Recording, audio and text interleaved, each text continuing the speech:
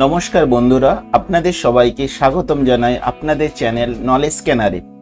আজকে আমরা এই ভিডিওতে আলোচনা করব পশ্চিমবঙ্গ সরকারের নতুন বড় ঘোষণা মহিলাদের জন্য ফ্রি বাস যাত্রা স্কিম সম্বন্ধে।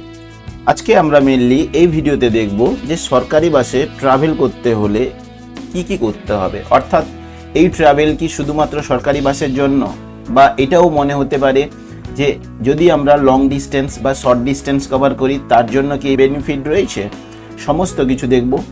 সেকেন্ড দেখব আমরা মেনলি এখানে যে আমাদের কি এই যাত্রার জন্য কি কোনো স্মার্ট কার্ড লাগবে, আর যদি এই স্মার্ট কার্ড লাগে তাহলে আমরা কিভাবে এই স্মার্ট কার্ডটাকে পাবো, আর এই যে যাত্রা, এই যে ফ্রি ট্রাভেল কবে থেকে শুরু হবে, এই সমস্ত কিছু আজকে আমরা এই ভিডিওতে আলোচনা করব। তাই ভিডিওর দিকে শেষ পর্যন্ত দেখতে থাকুন। গত 21শে মে 2026 government of West Bengal transport department, অর্থাৎ ট্রান্সপোর্ট ডিপার্টমেন্ট একটা নোটিশ জারি করে সমস্ত কিছু ক্লিয়ার করে দিয়েছেন এই ফ্রি বাস সার্ভিস সম্বন্ধে।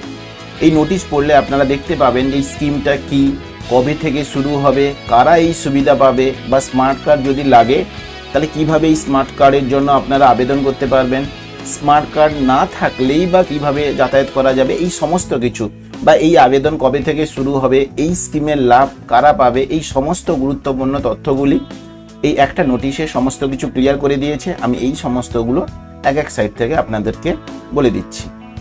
ফার্স্টে আমরা মেনলি দেখব এই স্কিম কি, এই স্কিমের সম্বন্ধে কারা বেনিফিট পাবে, বা এই বেনিফিটগুলো কি কি, এই সমস্ত কিছু দেখব। মেনলি পশ্চিমবঙ্গ সরকার ঘোষণা করেছে যে রাজ্যের সমস্ত মহিলারা এবার থেকে সরকারি বাসে সম্পূর্ণ বিনামূল্যে যাতায়াত করতে পারবেন। এই উদ্যোগের মূল উদ্দেশ্য হলো মহিলাদের যাতায়াত খরচ কমানো ও নিরাপদ সহজ পরিবহন ব্যবস্থা প্রদান করা। এবার আমরা দেখব মেনলি কবে থেকে এই যে স্কিমটা শুরু হবে। মেনলি এই বিজ্ঞপ্তিতে স্পষ্ট করে বলা রয়েছে যে এই সরকারি বিজ্ঞপ্তি অনুযায়ী এই ফ্রি বাস ট্রাভেল স্কিম শুরু হবে 1 জুন 2026 থেকে। এই স্কিমের সুবিধা পাবেন পশ্চিমবঙ্গের সমস্ত মহিলা যাত্রী, যেমন ছাত্রীরা, চাকরিজীবী মহিলা, গৃহবধূ, গ্রামীণ এলাকার মহিলারা সকলে এই সুবিধার আয়ত্তে আসবেন। এবার আমরা দেখব যে স্মার্ট কার্ড, এখানে একটা জিনিস বলেছে স্মার্ট কার্ডের জন্য কি কি লাগবে, বা এই স্মার্ট কার্ড তৈরি করতে হলে আমাদের কি কি লাগবে। মেনলি প্রথমে আমরা দেখব এই স্মার্ট কার্ডটা কি।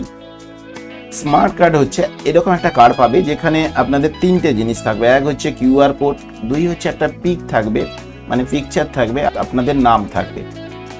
এই স্মার্ট কার্ড অ্যাপ্লাই করার জন্য মেনলি এখন পর্যন্ত যেটা বলেছে সেটা হচ্ছে অফলাইন প্রসেস। যদি অনলাইন প্রসেস বলে দেয় তাহলে কি কি প্রসেস রয়েছে সেটা আমরা নেক্সট ভিডিওতে আলোচনা করব, কিন্তু এখন পর্যন্ত আমরা যেটা দেখেছি বা এই নোটিশে যেটা দেওয়া রয়েছে সেটা হচ্ছে অফলাইন প্রসেস। এই অফলাইন প্রসেস কিভাবে অ্যাপ্লাই করা যাবে অফলাইনের সাহায্যে, মেনলি বলেছে বিডিও বা এসডিওর কাছে, অর্থাৎ যারা গ্রামীণ থাকেন তারা বিডিওর কাছে, বা যারা শহরে থাকে তারা হচ্ছে এসডিওর কাছে।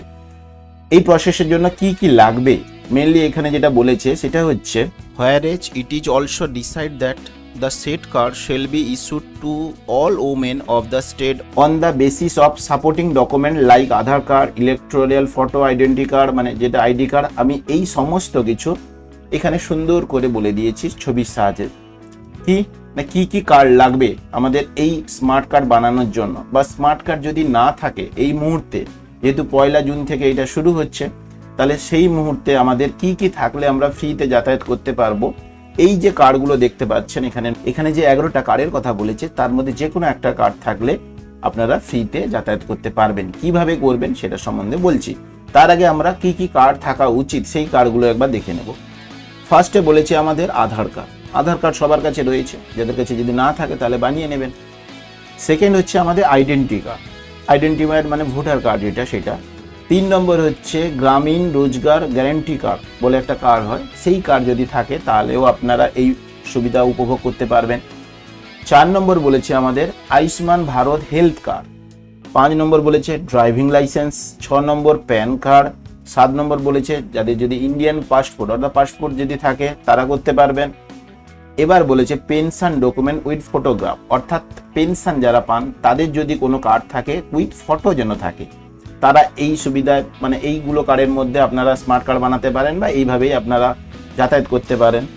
তারপরে মেইনলি 9 নম্বর বলেছে আমাদের service identity card with photograph issued by employ by central হতে পারে, স্টেট হতে পারে বা কোনো পাবলিক লিমিটেড কোম্পানি হতে পারে বা পিএসইউ হতে পারে, যে কোনো যদি ওদের দ্বারা যদি অথেন্টিক কোনো সার্ভিস আইডেন্টি কার্ড থাকে তাহলেও এই বেনিফিট লাভ করা যেতে পারে।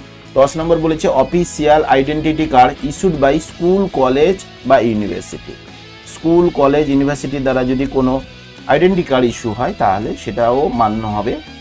আর নেক্সট এবং লাস্ট বলেছে যেটা any other ID card issued by government of West Bengal and recent photograph of the beneficiary, অর্থাৎ রিসেন্ট যেন ছবিটা যেন থাকে।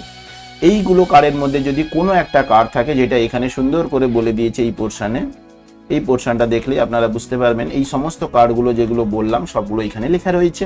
এইগুলোর মধ্যে থাকলে এই মুহূর্তে আপনারা এইগুলোর মধ্যে কোনো কিছু নিয়ে ক্যারি করলে আপনারা এই সুবিধা পাবেন। অথবা আমরা যে স্মার্ট কার্ডের কথা বললাম, এই স্মার্ট কার্ড বানাতে হলে এইগুলোর মধ্যে মিনিমাম হলেও একটা বা দুটো ডকুমেন্ট হয়তো লাগবে।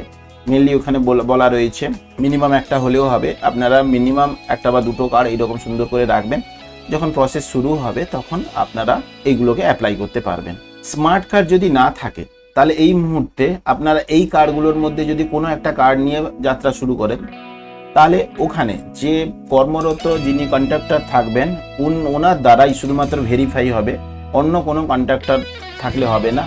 এটা স্পষ্ট করে বলে দেওয়া রয়েছে। যিনি কর্মরত থাকবেন অর্থাৎ ওই স্টেট বাসে যিনি ওই মুহূর্তে প্রেজেন্ট থাকবেন ওনাকে এই কার্ডগুলোর মধ্যে যে কোনো একটা কার্ড দেখালে, যেগুলো বললাম এইগুলোর মধ্যে কোনো একটা কার্ড দেখালে উনি ওই কন্ডাক্টর আপনাকে 0 ভ্যালু টিকিট দেবেন, যার ফলে আপনারা যাতায়াত করতে পারবেন। এই যে স্কিম, এই স্কিমটা শুধুমাত্র এই মুহূর্তে কিন্তু সরকারি বাসের ক্ষেত্রে, কোনো প্রাইভেট বাসের ক্ষেত্রে নয়।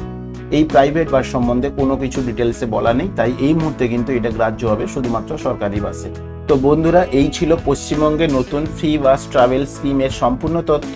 ভিডিওটি ভালো লাগলে অবশ্যই লাইক করুন, বন্ধুদের সাথে শেয়ার করুন এবং এইরকম সরকারি স্কিম ও চাকরির আপডেট পেতে চ্যানেলটিকে সাবস্ক্রাইব করে পাশে থাকা বেল আইকনটিকে প্রেস করুন। ধন্যবাদ।